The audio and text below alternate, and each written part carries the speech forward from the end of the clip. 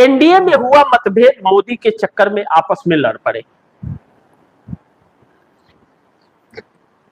NDA गठबंधन का अभी संबोधन में मैंने आप दर्शकों को बताया कि जेडीयू नीतीश कुमार की जो पार्टी है बड़ी अहम सहयोगी दल है एनडीए की।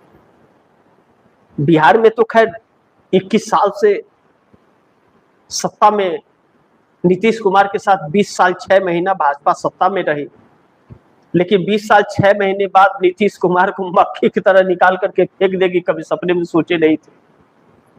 क्या क्या नहीं कहा, लेकिन नीतीश कुमार भी एकदम पत्थर के बने हुए हैं कि घीसो, घीसने वाला घीस जाएगा लेकिन वो पत्थर नहीं घिसेगा भैया, वो पत्थर वैसे ही रहेगा।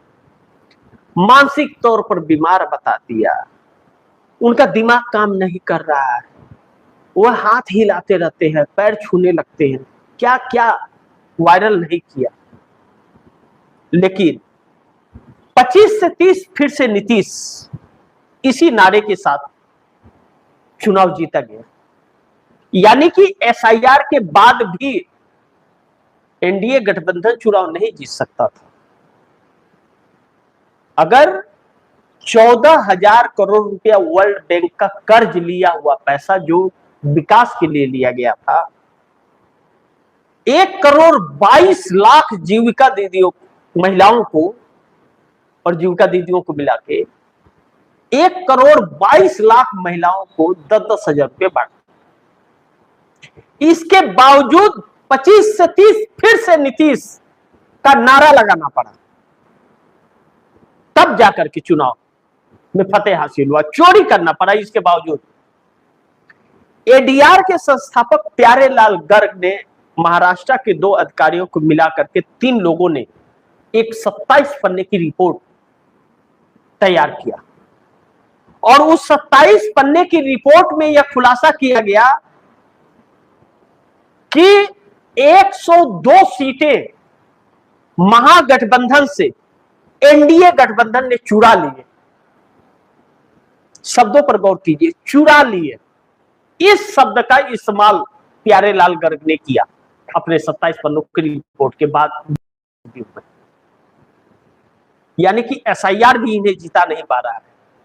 उस नीतीश कुमार को सीएम मजबूरी में बनाया गया और बंगाल चुनाव के पहले हटा दिया गया। 6 महीने का कार्यकाल भी पूरा नहीं करने दिया गया।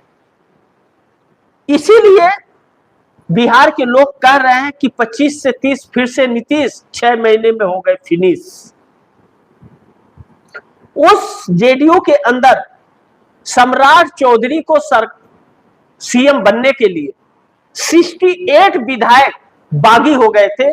दैनिक भास्कर ने यह खबर प्राथमिकता से छापी थी। जब 14 अप्रैल को नीतीश कुमार इस्तीफा दिए और 15 अप्रैल को उन्हें सीएम शपथ लेना था, जो मोदी भी जाने वाले थे, नहीं गए। बंगाल चुनाव में व्यस्त, तोड़फोड़ में व्यस्त थे, झालमुड़ी खाने में व्यस्त थे। तो नीतीश कुमार ने जेडीयू की बैठक ही रद्द कर दी, एनडीए की बैठक कर ली और उन्हें 15 तारीख को शपथ दिला दिया। कोई नहीं गया भारतीय जनता पार्टी के नेता। और 3 दिन तक जेडीयू के दफ्तर बंद रहे। नीतीश कुमार को के लिए शब्द भी कुछ नहीं कहे गए इस्तीफा देने के बाद। 3 दिन के बाद समझा बुझा करके सब फिर आए दफ्तर में। सोचिए, उस जेडीयू के अंदर 2 फार फिर होने की नौबत आ गई। 2 कारण है। एक तो सम्राट चौधरी को सीएम बनने से नाखुश और दूसरा संजय झा को राष्ट्रीय कार्यकारिणी के पद से हटाने के लिए पार्टी में 2 फार हो गई। यह बात भी सच है कि संजय झा और ललन सिंह कुछ दिन पहले तक भारतीय जनता पार्टी की भाषा बोलते थे। जो भी बातें निकलती थी उन्हीं के लिए निकलती थी, जेडीयू के लाइन से अलग थे। पार्टी तोड़ने की बातें भी चल रही थी, चर्चाएं चल रही थी। लेकिन अब ऐसा नहीं है। अब कुछ समय से यह देखा जा रहा है कि नीतीश जो कह रहे हैं, ललन सिंह और संजय झा, यह दोनों नेता उनके बातों का पालन भी कर रहे हैं और उनकी उम्मीदों पर खरे भी उतर रहे हैं। फिर पार्टी में घमासान क्यों? अब ऐसे में नीतीश कुमार कैसे इस समस्या का समाधान निकालेंगे? अब पार्टी में एक समस्या और आ रही है। पार्टी के अंदर जेडीयू में एक और समस्या यह आ गई कि अब भारतीय जनता पार्टी नीतीश को छोटा भाई ही बना के रखेगी और 30 के बाद तो सक्रिय रहेंगे नहीं, उम्र बहुत काफी हो गई नीतीश कुमार की। फिर पार्टी तो छोटा भाई ही बन के रह जाएगी, सीएम तो कभी नहीं जेडीयू का बन पाएगा। तब तो धीरे धीरे जेडीयू खत्म हो जाएगी और भारतीय जनता पार्टी किसी को उठने नहीं देगी। इसलिए सीएम जेडीयू का चाहिए। और यह अब बस का नहीं है, या तो एनडीए गठबंधन छोड़ दे नीतीश कुमार, और यह अभी इस वक्त संभव लग नहीं रहा, क्योंकि तेजस्वी यादव फिसिडी बम निकले, उनके ऊपर शिकंजा ईडी का कसा हुआ है कि जरा भी हिलने की कोशिश किए तो लैंड फॉर जॉब मामले में 2 साल जेल में डालेंगे, पूरी राजनीति खत्म हो जाएगी।